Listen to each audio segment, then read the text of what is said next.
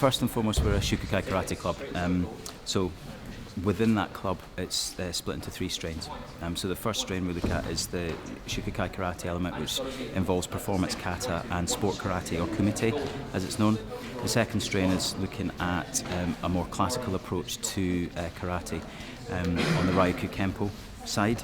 And the third strain is on our practical self-defense, and that involves the functional edge system. So at EUSKC we've got an award-winning sports programme. Within sports karate there's two main elements to that. One is performance kata, or forms, where individuals or teams will perform a preset of moves, and that's scored by judges. The second element to that is kumite, or sports fighting, which is two competitors against each other, and the first to a certain number of points will win the bout.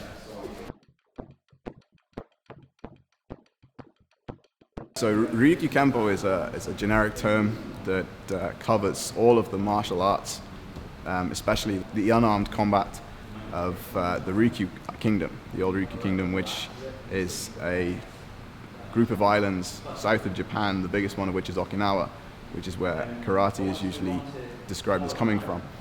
Ryukyu Kempo is a classical kind of karate which is mainly based around kata and the application of kata to teach people effective life protection skills. A lot of the really cool or really interesting elements that were taken out years ago, so locking, choking, vital points, throwing techniques, but also we look at the weapons or kabudo side to Ryukyu Kempo.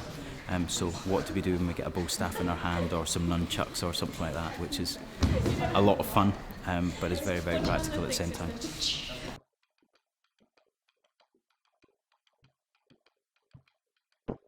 And functional edge is something we've introduced to the club over the last few years. We're working with an instructor from the States called Tony Torres.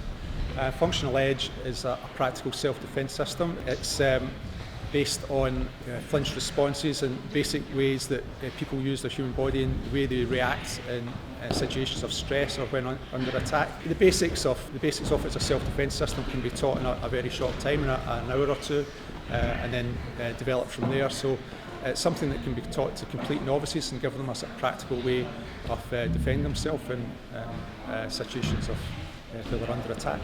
So at the club we've got a 4-year programme with the aim of getting someone that's never stepped in a dojo or a hall like this before, from a complete beginner to a black belt within a 4-year time frame. The syllabus works on various elements, the 3 elements that we've spoken about. A lot of people train karate or train within this club because they want to protect themselves. They want to be a little bit safer on the streets. Others practice it because they want to get involved in an art form and want to develop that and want to see themselves progress. Other people just join because it's a really cracking group of students that are here, and it's a lot of fun. So whether that's they actually enjoy the training, or whether they actually enjoy just going for a beer afterwards with the guys and some food at the local pub, there's a really good atmosphere within the club, and it's something that we're looking to continue for a long time to come.